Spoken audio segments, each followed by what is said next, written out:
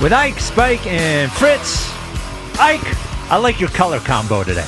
Oh, you rocking with your boy? I like it. A little green, little white mint on. green. Well, you know what week it is. Tomorrow's a big day around here. What? Hold on, Brother Spike. Okay, sorry. Great to be back. Yes. 10 days away is way too long. I got to tell you, after about 4 days, I was ready to come back to work. But since you guys weren't ready to come back, I couldn't come back. Yeah, sorry. Jackie Baseball team is just as bad as it was when we left it. Still losing series.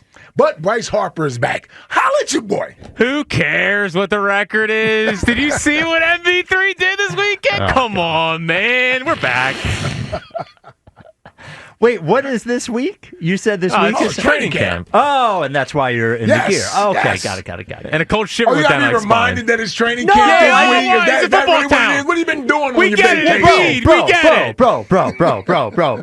I mean, you're not coaching or like, what does your outfit on Monday have to do with training camp week? I'm getting ready. Yeah, you look like you're going to go play golf and talk about training camp is what you look like. Well, it's a big show today, as it always is, and we did miss a lot over the week. So throughout the show today, because we were not on the air last week, we are going to do some stuff because we missed it, and we know that you specifically want to know what we thought of all those things. So, Jalen being number 9 on the quarterback list. God. Makes a lot of sense. I was happy I missed that. WIP quarter century week. We'll talk about that. Talk about the rings that came out. The team got their rings, all that kind of stuff. But we do start with the Phils, who lose 2 out of 3. They come back from the All-Star break, lose 2 out of 3 to the Angels. What was that? Nah, sorry. Yeah, you screwed that Well, up. no, just We're for getting some there. reason they turned the one button off when I was about to play a drop, and I had to turn the button back on. Sad trombone? horn? Yeah, it's sad trombone. Okay. Yeah. So Phils lose 2 out of 3 to the Angels, and I am legitimately conflicted. I was thinking about this after the game yesterday because I was pretty sure they were going to win that game yesterday. And when they didn't win that game yesterday, I had a lot of negative feelings. I was mad at the Phillies. And I was trying to, I was painting in my mind whether, because I can do both of these things, whether I am glass half full on the Phillies for the rest of the year or glass half empty. And when I think of glass half full version of myself, Ike, I think, well, they are in first place. Mm-hmm. And Bryce Harper does look like he's turned a corner and he's back. Mm-hmm. They do still have the best starting staff in the National League, I believe. Aaron Nola will come back. Jose Alvarado won't pitch during the playoffs, but he'll be there to fortify the bullpen for the rest of the year.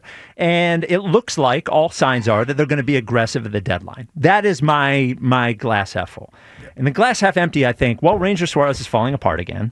The team is 15th in Major League Baseball in scoring runs. They have one-ish reliable bullpen piece. They're so desperate they're spending $12 million on a 40-year-old who isn't even pitching this year. And Dave Dombrowski has never been aggressive at the deadline. Yeah. So are you, for the rest of this season, given what you've seen so far, glass half full on the rest of the season or glass half empty? Well, first of all, I reserve the right to change where I stand today. Yes, of based course. on more information that I get. Yes. But where I'm sitting at right now, I am a glass half empty guy. And I'm naturally a glass half full guy. Everybody will tell you that's just naturally who I am, a glass half full guy. But I'm not liking what I'm seeing, and more importantly, I'm not liking what I feel from the team. Bringing in Dave Robinson, awesome.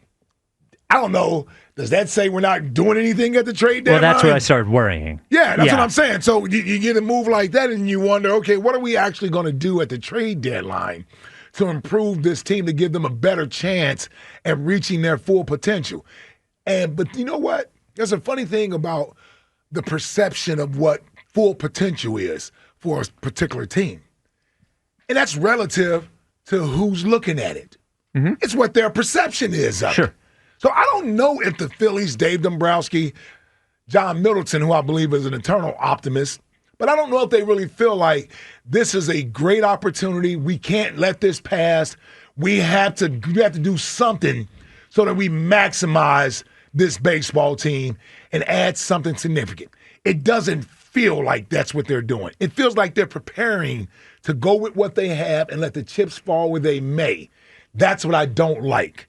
That's the feeling that I don't like. I want to be optimistic about this team. I do believe the potential is there with a starting rotation like they have right now. It's great to see Bryce Harper, at least for the last week or so, looks like he's coming out of whatever he was in, and the idea that he lost his power certainly isn't there, as he certainly hasn't been hitting the ball out of the ballpark over the last 4 or 5 games that he's played.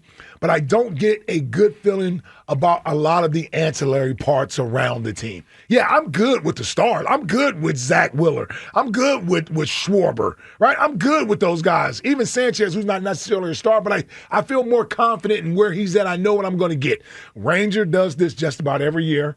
When we have to start talking about whether or not do we need to shorten his innings, do you move him to the bullpen? Looks like he's on pace for that. Luzardo, he hasn't looked like the guy we thought he was going to be since May sometime.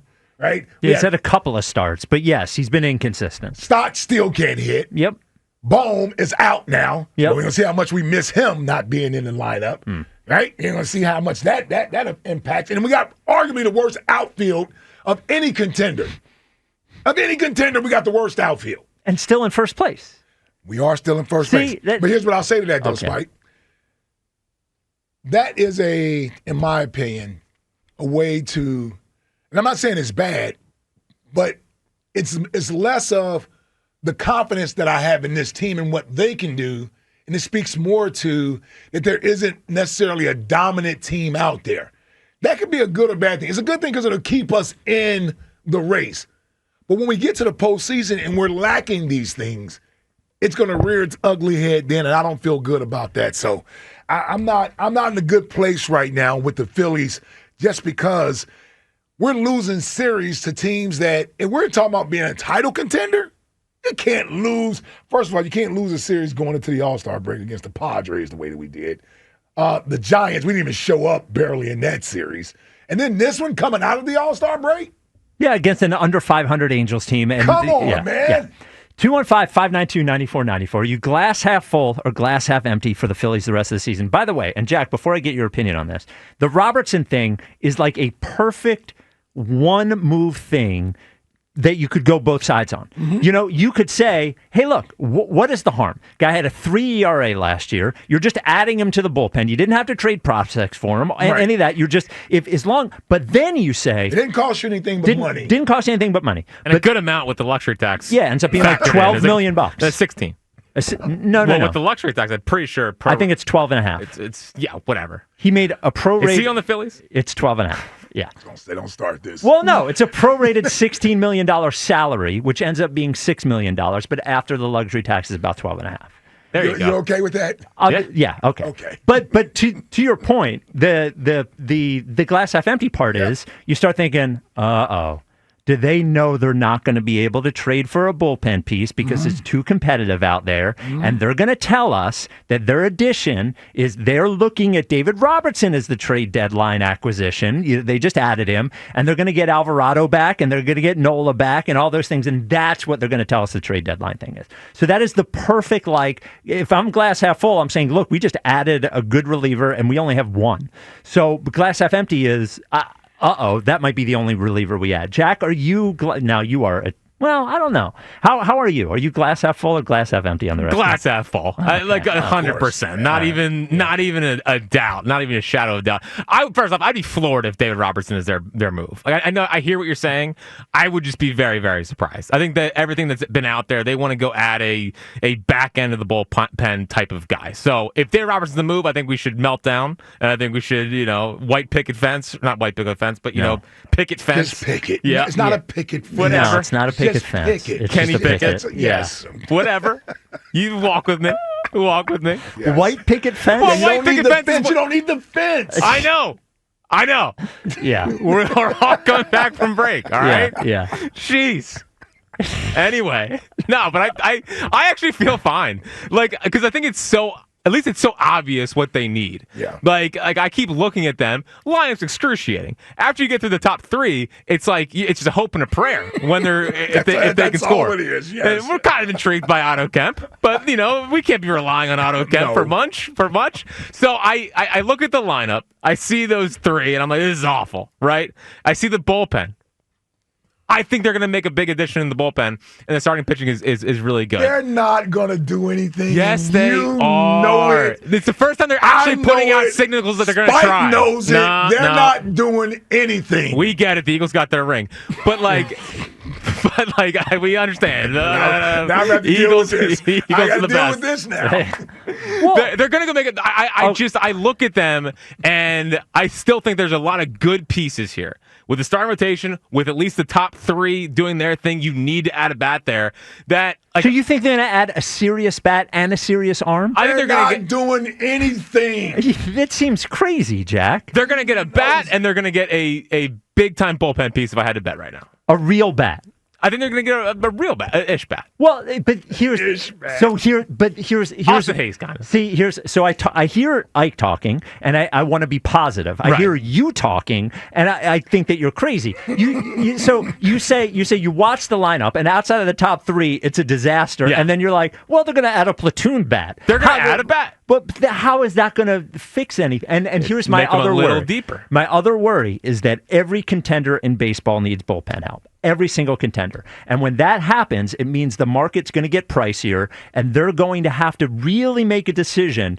Are we going to trade one of our three best prospects for a bullpen arm for a year where we're not scoring runs? They're not doing that. Like it really just comes down to Dombrowski, is if you really believe he can pull off something serious at the deadline. Because and then the last glass half full thing is I just don't. The Brewers are playing great right now. Dodgers have a great lineup, all those things. I just look around the National League, and I see a bunch of flawed teams all over the National League, and I just think of us as one of them. That's the best case to me to believe and remain to have hope. Is that there isn't. Even the Dodgers don't look like maybe they're just bored with the regular season. It's possible. But they don't look like a dominant baseball team right now. No, they're struggling right now. And you look at this. The Phillies have been under 500 since June 1st, and they're still in first place. In first place, yes. So the Met, and then you just get to the playoffs, and you have this great starting rotation. You hope, because if Ranger falls apart and Luzardo isn't there, all of a sudden the starting rotation. Don't worry. Knowles is right there. Okay.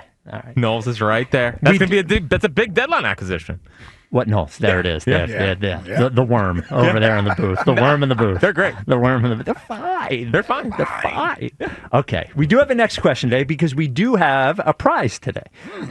We have 4 tickets to the Eagles training camp public practice Sunday, August 10th at Lincoln Financial Field. The event benefits the Eagles Autism Foundation. Only one public practice this year. This is the only one. It is Sunday, 6:30 p.m. So next question today, we will call with your sports point. Next question today is National Junk Food Day. So give us your favorite junk food.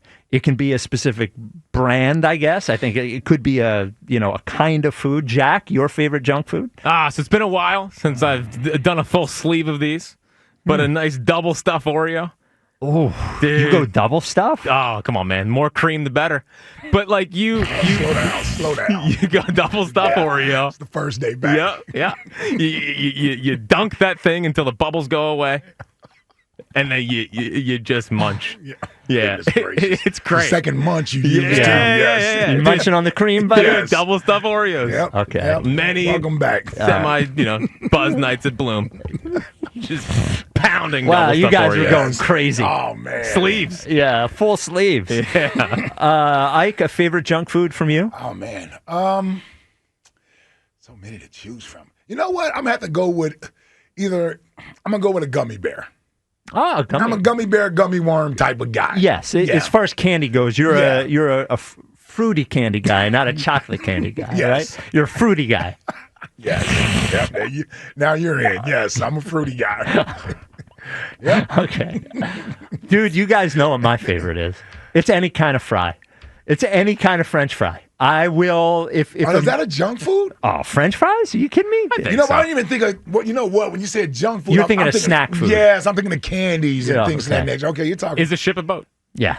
Yeah, I mean, French fry is junk food. That's a junk food, yeah. Okay. You lived off them at the Super Bowl. I lived off them in New Orleans. I also, every meal I had when we were on vacation in Delaware had French fries. Nice. Every single meal. Oh, man, I ate so many fries. Every restaurant we went to, I had the fries. Does it come with fries? If it didn't come with fries, one place I got pasta. I was like, I would like a side of fries with the pasta. Wow. So that is next question today. So next question is your favorite junk food on National Junk Food Day, and Phil's rest of the season. Glass half full or glass half empty? There's some evidence on both sides. 215-592-9494.